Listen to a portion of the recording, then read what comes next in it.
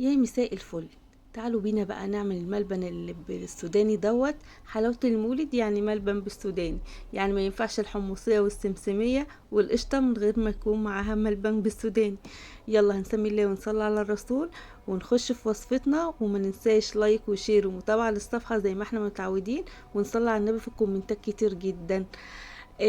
هنسمي الله بقى كده ونقول احنا معانا ايه. انا معايا هنا كوبايه ونص من السكر، هحط عليهم كوبايتين الا ربع من الميه.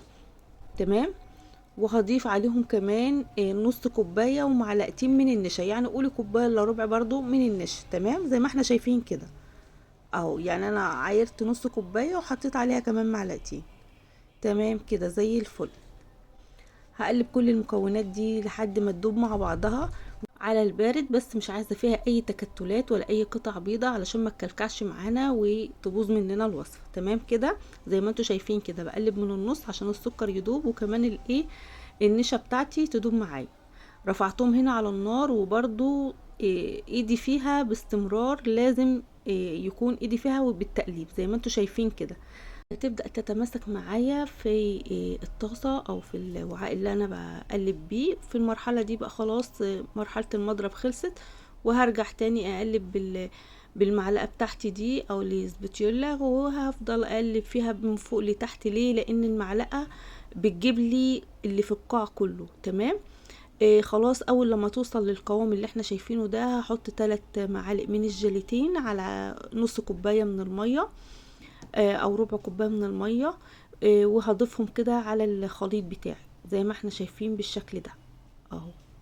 ما نخافش خالص، لان الخليط بعد ما تماسك معانا هيرجع يفك تاني وهيرجع برضو يتماسك معانا. بس اهم حاجة الخطوة دي يعني هي مش مرهقة ولا حاجة، هنفضل نقلب فيها باستمرار لحد ما نوصل. شايفة اللون الشفاف ده؟ هبدأ بقى ان انا احط اللون بالتدريج كده زي ما احنا شايفين. اهم حاجة ان احنا نقلب بالمعلقة نلاقيها بتطلع معانا كل اللي في القاع زي ما احنا شايفين كده. مفيش حاجة بتلزق ولا بتتكتل معانا.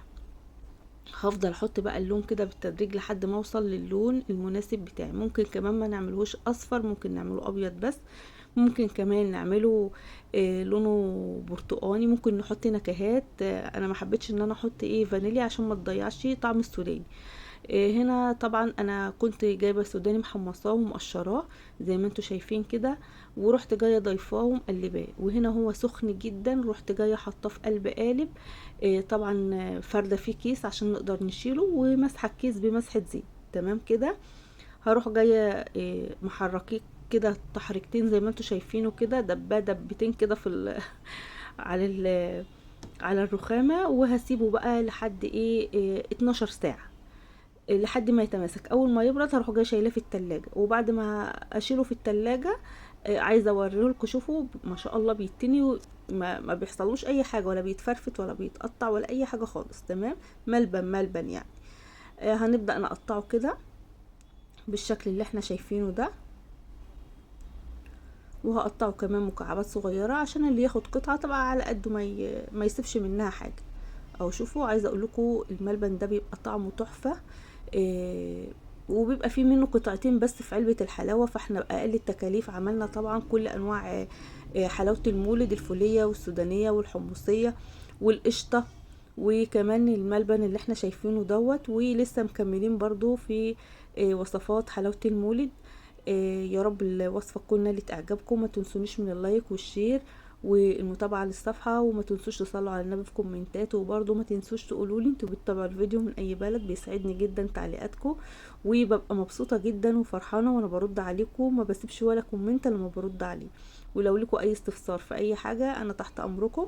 عايزة اوريكم المطة بتاعته تحفة تحفة تحفة. الف هنا والشفا. بتتابعوا الفيديو من اي بلد، بيسعدني جدا تعليقاتكم، وببقى مبسوطة جدا وفرحانة وانا برد عليكم. ما بسيبش ولا كومنت لما برد عليه.